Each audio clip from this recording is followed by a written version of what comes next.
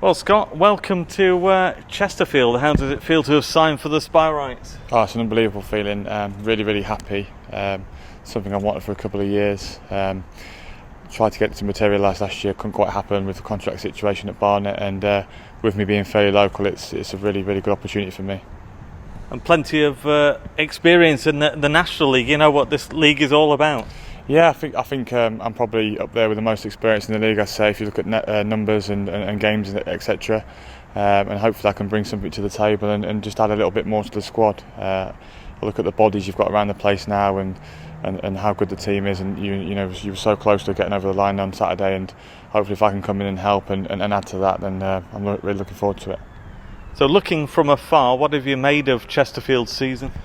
Well, I was on the end of a 6-0 thumping here, in one of the Gaffer's first games, and we knew then that they'd turned a corner with the firepower and that, and then obviously adding the likes of Danny Rowe in there as well only gives you that extra bit as well. So you only have to look at the stadium, like I said, look at the personnel that's in the building and the ambition from the Gaffer, look at the record from Christmas. It's a great place to join at the minute, and I'm really happy to be a part of it.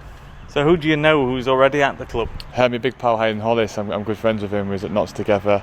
We've been a few Man United games together, and that were quite close. I know Tice. I've trained with Tice before. I think Curtis Weston. I know a lot of the lads just from playing, and you have that kind of relationship, don't you, from player to player relationship. So, and if you listen to the names I've just said, then it's a wealth of experience, and I think that's what helps you get out of this league. And I genuinely believe, looking around the squad and looking at the stature, it's one of the clubs that there's a few in this league that you could say shouldn't be in it, but it's up to us now to get over that line.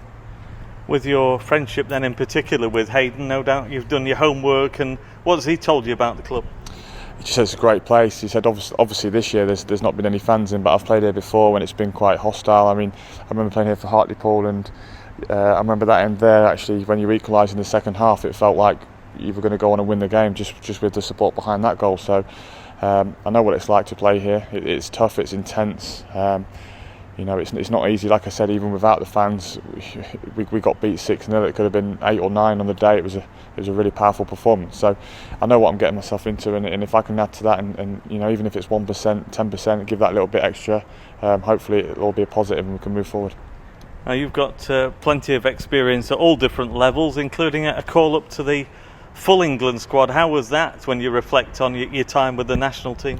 It was great. Obviously, I've been fortunate to have 14 under-21 caps. I've had some good moments for my country, and getting called up. I was only 21 at the time, so you don't really let it sink in. Your adrenaline kind of gets you through. Looking back on it, it was really, really good times. But that was then. I've had to. This is now, and if I can kind of use that experience I've learned and working with them, and your Joe Harts and your Ben Fossers that I've worked with, if I can kind of bring some of them qualities that they've taught me, and not just that, how people are around the place. I think sometimes if you can be a good person around the place and lift spirits and get people motivated on and off the pitch as well, I think sometimes that gives everybody a lift as well. Because I think it's not just about, obviously you've got to keep the ball out the net, but if you can have a whole package and be an enjoyable lad and someone that people like being around, that also will help as well. So the season has only just ended, but we soon get back underway, only about a month away from the start of pre-season. Oh, I can't wait. I mean, it's one of them. It's just a really, really exciting opportunity for me. Obviously, I'm 33 now, wealth of experience. I want to stay in the game as long as I can. I'm really ambitious.